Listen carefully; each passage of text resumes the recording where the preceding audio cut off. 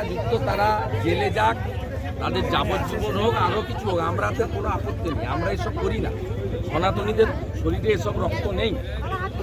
কিন্তু এই যে ভোটার লিস্ট ধরে ধরে সিপিএম যা করতো, এখানে এখনও সেই ব্যবস্থা চলছে। প্রায় 400-র বেশি মামলা নন্দীগ্রামে মূলত হিন্দুদের উপরে। সেই জন্যই বলছিলাম বোতলটা নতুন, মদটা পুরো।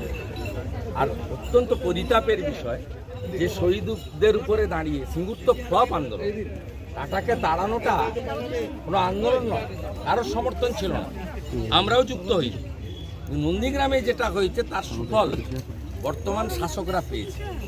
তারা ফুলে ফেপে ঢোল হয়েছে, আর্থিক সম্পত্তি বেড়েছে, তাদের গায়ে তাদের সব কিছুতেই জৌলসের বৃদ্ধি ঘটেছে, সম্পদ থেকে শুরু করে বৈভব।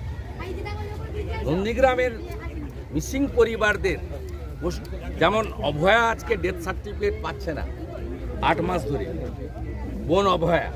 নন্দীগ্রামে 7 বছর পেরিয়ে যাওয়ার পরে যে কোনো মিসিং লোককে ডেথ ডিক্লেয়ার করার নিয়ম আছে ভারতবর্ষের আইনে।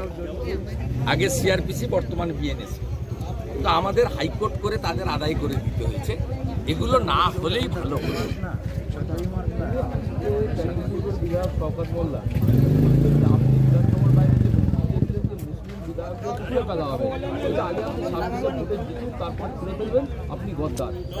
এসব কথা 21-এর আগেও বলেছে, সব কথা 21-এর আগেও বলেছে। মানুষ তার উত্তর দিয়েছে, এবারেও মানুষ তার উত্তর দেবে, মানুষ তার উত্তর দেবে। আমি এই ধরনের অর্বাচীনদের কথা শহীদ মিনারে দাঁড়িয়ে বলতে চাই না। আজকে দোল পূর্ণিমায় এসব নাম মুখে আনলে ওটা শরীর অপবিত্র হবে।